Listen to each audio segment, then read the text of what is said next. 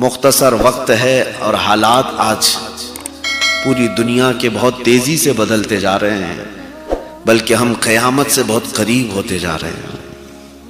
ان حالات میں میں آپ کے پاس آیا ہوں تو کچھ میسج دے کر کے جاؤں گا۔ قرآن کہتا ہے وَمَا أَصَابَكُم مِّن مُّصِيبَةٍ فَبِمَا كَسَبَتْ أَيْدِيكُمْ، جو مصیبتیں تمہیں پہنچتی ہیں، جو مصیبت آتی ہے، یہ تمہارے ہاتھوں کی کمائی ہے، یہ تمہارے عمل کی وجہ سے ہے۔ ایک جگہ نہیں، کئی جگہ اللہ نے قرآن میں بیان فرمایا، جب بندہ اپنے راستے سے بھٹک جاتا ہے، وہ ٹریک چینج کرتا ہے، نافرمانی کرتا ہے، اللہ کا عذاب آتا ہے، مصیبتیں آتی ہیں۔ اور قیامت کے قریب حضور پاک صلی اللہ علیہ وسلم نے ارشاد فرمایا علم اٹھا لیا جائے گا، علم اٹھا لیا جائے گا اور دولت پھیلا دی جائے گی۔ دولت اتنی ہوگی کہ ابل رہی ہوگی، لیکن علم سے لوگ دور ہو چکے ہوں گے۔ اور اس زمانے کے بارے میں حضور صلی اللہ علیہ وسلم ارشاد فرماتے ہیں کہ زنا عام ہو جائے گا۔ زنا جب عام ہو جائے اور قتل کرنا عام ہو جائے، بڑھ جائے گا، قتل زیادہ ہوں گے، تب کے متعلق حدیث پاک ہے، بخاری شریف کی حدیث ہے، حضور صلی اللہ علیہ وسلم فرماتے ہیں زمین میں زلزلے آئیں گے، ارتھ کوئک۔ آج جس سے ترکی، سیریا، جارڈن پریشان ہیں، ہزاروں لوگ زمینوں میں جو دھس چکے ہیں۔ لوگ تو یہ کہتے ہیں سائنٹیفک اعتبار سے کہ زمین کے اندر کی پلیٹس ہلتی ہیں۔ کیوں ہلتی ہیں؟ کیوں ہلتی ہیں؟ زمین کے اندر یہ ارتھ کوئک آتا ہے اور ہل جاتی ہے۔ سائنس آج یہ کہتی ہے ہمارے پاس ایسی کوئی چیز ہی نہیں آج تک جس سے ہم پہچان سکیں کہ زلزلہ کب آتا ہے، نہیں ہے۔ کچھ لوگ قیاس آرائی کرتے ہیں، تک مارتے ہیں، اندازن تیر چلاتے ہیں، ایگزیکٹ کسی کو نہیں پتا کہ کب کون سی زمین ہلے گی اور زلزلہ آئے گا۔ میرے عزیزوں، میں تاریخ میں آپ کو لے کر کے چلتا ہوں، یہ عذاب ہے۔ اللہ کے حبیب صلی اللہ تعالی علیہ وسلم نے ارشاد فرمایا زلزلہ، زمین کا ہل جانا، یہ اللہ کے عذاب کی نشانی ہے کہ اللہ تمہارا خدا ناراض ہے۔ زلزلہ تو بہت بڑی چیز ہے، جو چاند گرہن ہوتا ہے، سورج گرہن ہوتا ہے، جس میں اندھیرا چھا جاتا ہے، حضور پاک صلی اللہ علیہ وسلم نے فرمایا یہ بھی اللہ کے عذاب کی نشانی ہے۔ جب زمین پر گناہ بڑھ جاتے ہیں تب اللہ تبارک و تعالیٰ کا عذاب آتا ہے۔ ایک چیز میں آپ کو بتاؤں، عذاب کب آتا ہے؟ کیا صرف گناہ کرنے سے؟ گناہ تو روز ہوتے ہیں لوگوں کے، برائیاں بہت ہیں، لیکن بزرگوں نے فرمایا گناہ کرنے کے بعد بندہ جب تک توبہ کرتا رہتا ہے اللہ کا عذاب نہیں آتا۔ استغفار کرتا رہتا ہے، اسے احساس ہوتا ہے میں نے غلط کیا ہے، تو عذاب نہیں آتا۔ اور جب گناہ کر کے آدمی بھول جاتا ہے اور پھر یہ سمجھتا ہے میں جو کر رہا ہوں وہ اچھا ہی ہے، اللہ کی پکڑ آتی ہے، اللہ کا عذاب آتا ہے۔ سب سے پہلے جو عذاب روئے زمین پر آیا تھا وہ نوح علیہ السلام کی قوم پر۔ حضرت نوح علیہ السلام بھیجے گئے تھے اسی نافرمان قوم کو سیدھے راستے پر لانے کے لیے۔ قرآن میں ہے قالوا یا نوح قد جادلتنا فاکثرت جدالنا فأتنا بما تعیدنا ان کنت من الصادقین۔ لوگ کہتے تھے، جھگڑا کرتے تھے حضرت نوح علیہ السلام سے کہ آپ ہمیشہ ہمیں ڈراتے ہیں کہ اللہ کا عذاب آئے گا، اللہ کا عذاب آئے گا، لا کے دکھاؤ عذاب کیسا ہوتا ہے۔ نبی کو انہوں نے جھٹلایا، چیلنج کیا کہ لا کے دکھاؤ عذاب کیسا ہوتا ہے۔ تب رب تبارک و تعالیٰ کی بارگاہ میں حضرت نوح علیہ السلام نے عرض کیا رب انی مغلوب فانتصر، اے اللہ اب تو اپنی مدد نازل فرما، میں مغلوب ہو گیا ہوں۔ اور سورہ نوح میں اللہ فرماتا ہے فَفَتَحْنَا عَلَيْهِمْ أَبْوَابَ السَّمَاءِ بِمَاءٍ مُنْهَمِرٍ وَفَجَّرْنَا الْأَرْضَ عُيُونًا فَالْتَقَى الْمَاءُ عَلَى أَمْرٍ قَدْ قُدِرَ۔ اللہ فرماتا ہے ہم نے پورے آسمانوں کے دروازے کھول دیے زمین کو پھاڑ دیا، پانی اوپر سے بھی برستا تھا، نیچے سے بھی نکلتا تھا، اور اتنا پانی کہ پورے زمین کا کوئی پہاڑ بھی باقی نہیں تھا، سب ڈوب چکے تھے۔ یہ پہلا عذاب حضرت نوح علیہ السلام کی قوم پر جو آیا، سوائے نوح علیہ السلام کی کشتی کے کوئی روئے زمین پر باقی نہیں رہا۔ جن کو بڑا غرور تھا کہ عذاب کیسا ہوتا ہے، اللہ نے چکھا دیا، اور آج تک وہ عبرت کا نشان بنے ہیں، آج تک تاریخ میں ان کا ذکر ہے۔ دوسری ایک قوم تھی حضرت ہود علیہ السلام کی۔ حضرت ہود علیہ السلام جس قوم کے پاس بھیجے گئے تھے وہ بہت ہی ہیوی لوگ تھے، اونچے قد کے ہوتے تھے، چوڑے ہوتے تھے۔ ان کا حال تو یہ تھا، قوم عاد ان کو کہتے ہیں، عاد۔ اس قوم کا حال یہ تھا کہ یہ پورے پتھر کے پہاڑ کو ہاتھوں سے تراش کر کے گھر بنا لیتے تھے، طاقتور قوم تھی۔ وَيَنْحِتُونَ مِنَ الْجِبَالِ بُيُوتًا، پہاڑوں کو تراش کر کے وہ اپنے گھر بنا لیتے، اور بڑے بڑے درختوں کو وہ ہاتھ سے اکھاڑ لیتے تھے، اتنی طاقت تھی ان کے اندر۔ عظیم الجثہ قوم عاد، لیکن شرک میں مبتلا تھے، بتوں کی پوجا کرتے تھے۔ حضرت ہود علیہ السلام نے انہیں روکا کہ تم اللہ کی نافرمانی میں مبتلا ہو، تم شرک اور بت پرستی میں ہو، باز آ جاؤ۔ وہ ہنس کر کے، ٹھٹا مار کر کے کہتے تھے ہمیں کوئی ہلاک کر سکتا ہے؟ ہم تو پوری دنیا کو چبا جائیں گے، کھا جائیں گے۔ پہاڑوں کو تراش لیتے تھے، پتھروں کے، انہیں ڈر نہیں تھا کسی بات کا۔ تب اللہ تبارک و تعالیٰ کو یہی چیز ناپسند ہے، آدمی جب غرور میں آتا ہے، گھمنڈ میں آتا ہے، تکبر کرتا ہے۔ ان پر اللہ نے کیا بھیجا قرآن میں؟ فَأَرْسَلْنَا عَلَيْهِمْ رِيحًا صَرْصَرًا، ہم نے ہلا دینے والی ہوا بھیجی۔ ہوا آئی تھی بس، اور ایسی ہوا آئی تھی کہ یہ جو بڑے بڑے جسم والے جو انسان تھے ہوا میں اڑنے لگے جیسے پتا اڑتا ہے، سب طاقت ختم، کچھ نہیں۔ کوئی اڑتا تھا ادھر گرتا تھا، کوئی اڑتا تھا ادھر گرتا تھا، ہوائیں انہیں اڑا اڑا کر ایسے ہلاک کر دی کہ ان کے جسموں کے ٹکڑے ٹکڑے ہو گئے، وہ کہیں بچ نہ سکے۔ قوم عاد، حضرت شعیب علیہ السلام کی قوم، ان کے اندر نافرمانی کیا تھی؟ یہ ناپ تول میں کمی کرتے تھے، یعنی سامان گلہ دینے میں چیٹنگ کرتے تھے۔ شعیب علیہ السلام نے ان سے کہا فَأَوْفُوا الْمِكْيَالَ وَالْمِيزَانَ بِالْقِسْطِ وَلَا تَبْخَسُوا النَّاسَ أَشْيَاءَهُمْ، تم لوگوں کو برابر برابر انصاف کے ساتھ چیزیں بیچو، یہ حرام ناجائز طریقے سے لوگوں کو دھوکہ مت دو۔ تو وہ مذاق کرتے تھے، اور اللہ تبارک و تعالیٰ نے اس قوم کو کیا عذاب بھیجا؟ ان کا تو حال یہ تھا، انہوں نے ایسے گھر بنائے تھے جس میں ان کو لگتا تھا کہ نہ پانی آ سکتا ہے، نہ ہوا اڑا سکتی ہے، نہ پتھر برس سکتے ہیں۔ انہوں نے ایسے مضبوط گھر بنا دیے تھے۔ شعیب علیہ السلام کی قوم سمود، قوم سمود۔ دیکھیں میں آپ کو یہ باتیں اس لیے بتا رہا ہوں، دنیا ہائی ٹیکنالوجی استعمال کر لے، جب وہ پہاڑوں کے گھر بنا سکتے تھے، وہ بچ نہ سکے تو تمہارے پیٹروٹ میزائل بھی تمہیں نہیں بچا سکیں گے۔ کیا آج دنیا میں اپنے سیفٹی کے لیے لوگ نہیں بنائے؟ سب بنا کے رکھے ہوئے ہیں، لیکن پھر بھی ہلاک ہوتے ہیں، برباد ہوتے ہیں۔ الارم سب کنٹریز کے اندر موجود ہیں کسی ایمرجنسی کے وقت، لیکن کسی کام کے نہیں جب قدرت کی پکڑ آتی ہے۔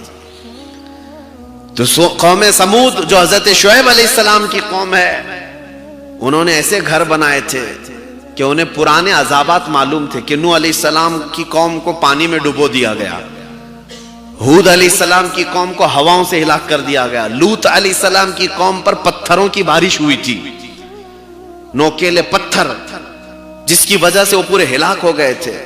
تو قوم سمود، شعیب علیہ السلام کی قوم یہ کہتی تھی اب ہم ایسے گھروں کے اندر ہیں، بینکر، جس میں نہ ہوا آ سکتی ہے نہ پانی آ سکتا ہے، کچھ بھی نہیں۔ تو انہیں اکڑ تھی، غرور تھا، تو اللہ تعالیٰ نے ان کے لیے جبرائیل علیہ السلام کو بھیجا۔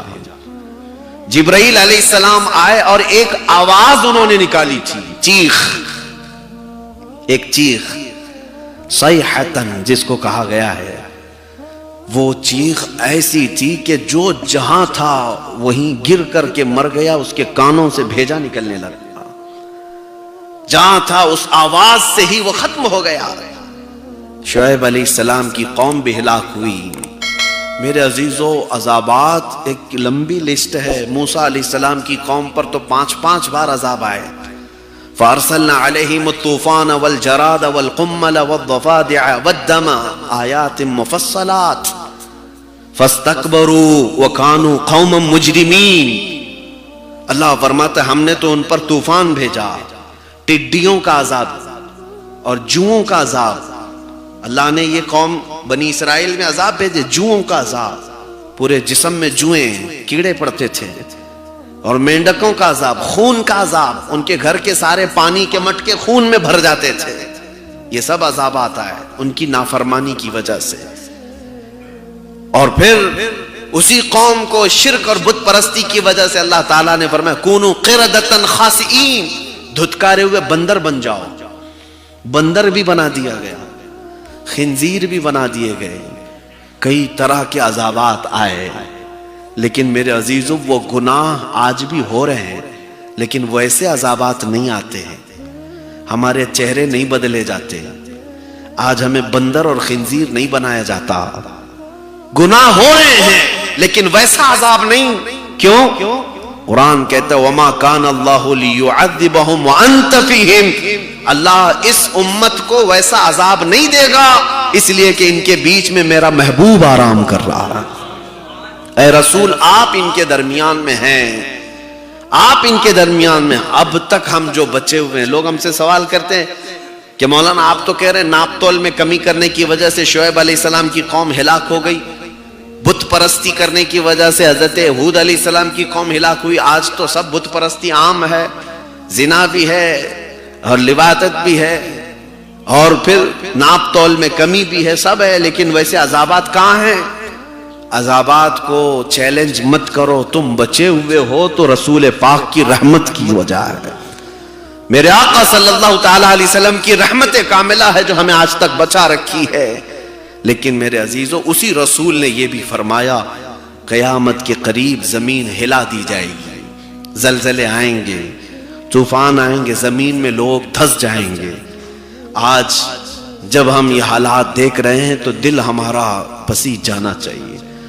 ترکی کے حالات مسلسل وہاں کی خبریں آتی ہیں، چھوٹے چھوٹے سے بچے ملبے کے اندر دب گئے ہیں، کئی ایسے ہیں جو خواتین جو ہاتھ بھی نہیں ہلا سکتی، وہ بڑے بڑے دیواروں کے نیچے دبی ہوئی ہیں، اب 1000 میں ان کی موتیں پہنچ چکی، ہزاروں کی تعداد ہو گئی جو چیخ و پکار کے ساتھ دنیا چھوڑ چکے۔ ان میں سے شاید کسی کو پتا نہیں تھا رات کے وقت کہ کل کی صبح ہم کو دیکھنا نہیں ہے، کسی کو نہیں معلوم تھا۔ اسی لیے میرے عزیزو، ہم آج یہاں بیٹھے ہیں، ہم میں کسی کو نہیں معلوم کہ کل کی صبح ہماری ہوگی بھی کہ نہیں ہوگی، ہماری زندگی کا خاتمہ کہاں رکھا گیا ہے۔ لا تدری نفس بأی ارض تموت، اللہ فرماتا ہے کوئی بھی شخص یہ نہیں جانتا کہ کس زمین میں اس کی موت آنے والی ہے، کب وہ ختم ہونے والا ہے۔ اسی کو میں میسج یہ دینا چاہتا ہوں کہ ہمیشہ الرٹ رہو، ہماری زندگی بہت تیزی سے ختم ہونے کے قریب ہے، آخرت ہمیشہ کی زندگی ہے۔ یہ دنیا میں اگر تم سارے اپنے سیفٹی کے ساتھ رہ بھی لو تو کب تک جیو گے؟ 80 سال، 90 سال، 100 سال، اس کے بعد کیا ہوگا؟ مرنا ہے، جانا ہے، اللہ کی بارگاہ میں حساب ہونا ہے، اور وہ حقیقت کی زندگی وہ ہے ایک بار جو جنت میں چلا گیا وما ہم بخارجین منہا، اللہ فرماتا پھر اس سے کوئی نہیں نکالا جائے گا، وہ ہمیشہ کی زندگی ہے۔ میرے عزیزو، میں اپنی گفتگو کو مختصر کرتے ہوئے آپ کو بتاتا ہوں کہ ہم دنیا داری میں ایسے مصروف ہو گئے کہ آخرت کی فکر کم ہو گئی، لوگوں کو آخرت کی فکر کم ہو گئی، دنیا بنانے میں اتنے بزی ہو گئے کہ انہیں اندازہ بھی نہیں کہ ہمیں ہمیشہ کا جو عیش ہے وہ جنت کا ہے، ہمیشہ کا عیش جنت کا ہے۔ مجھے یہ بتاؤ، آپ اگر اپنی پوری زندگی لگا کر کے بھی اپنی زندگی میں کتنا بنا سکتے ہو، کتنا بنا سکتے ہو، کتنے بڑے محل بناؤ گے؟ آپ پرائم منسٹر بن جاؤ، پریزیڈنٹ بن جاؤ، دنیا کے ریچسٹ پرسن بن جاؤ، کتنا بنا لو گے؟ یہ بھاگ دوڑ تو ہم دیکھ رہے ہیں دنیا کی، آج کوئی فرسٹ نمبر پر ہے، کل کوئی سیکنڈ نمبر پر آ جاتا ہے، وہی کبھی گر کر کے پھر نیچے چلا جاتا ہے۔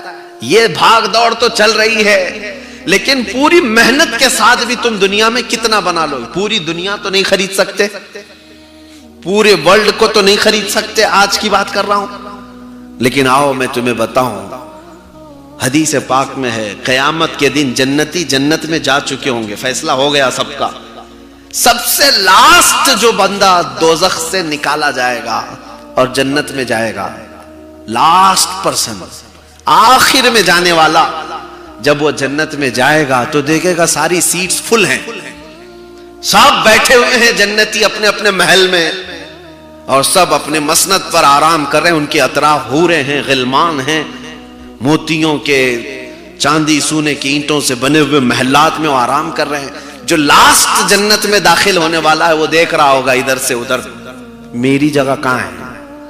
کیا مجھے کچھ جگہ ملے گی بھی یا نہیں؟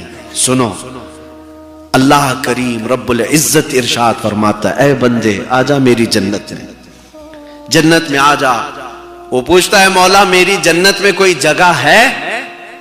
اب سنو جو بات میں کہنے جا رہا ہوں، اللہ تعالیٰ اس بندے سے یہ پوچھتا ہے کہ اے بندے جو دنیا تو چھوڑ کر کے آیا ہے، یہی ورلڈ جو دنیا تو چھوڑ کر کے آیا ہے، کیا تو اس بات پر راضی ہے کہ اتنی بڑی دنیا کے برابر کا ایک محل تجھے جنت میں دے دوں؟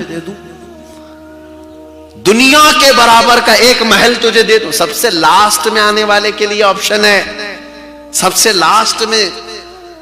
تو وہ بندہ کہتا ہے کہ اے اللہ کیا مجھے اتنا بڑا محل مل سکتا ہے؟ رب تعالیٰ فرماتا ہے میری جنت اس سے بھی بڑی ہے۔ پھر رب تعالیٰ فرماتا ہے اے بندے کیا تو اس بات سے راضی ہے کہ جو دنیا تو چھوڑ کر کے آیا ہے اس دنیا کا ڈبل سائز کا تجھے محل دے دوں؟ وہ اور خوش ہوتا ہے، کہتا ہے کیا اتنی بڑی جنت ہے؟ اللہ فرماتا ہے اس سے بھی بڑی ہے میری جنت۔ پھر رب تعالیٰ فرماتا ہے کیا اس دنیا کے برابر 3 گنا بڑا محل تجھے دے دوں؟ اب تو وہ خوشیوں میں رقص کرتا ہے۔ اب میں آپ کو بتاؤں، اللہ کریم حکم دیتا ہے فرشتوں کو جو دنیا یہ چھوڑ کر کے آیا اس دنیا کے 3 گنا بڑا اس کو محل جنت میں دیا جائے۔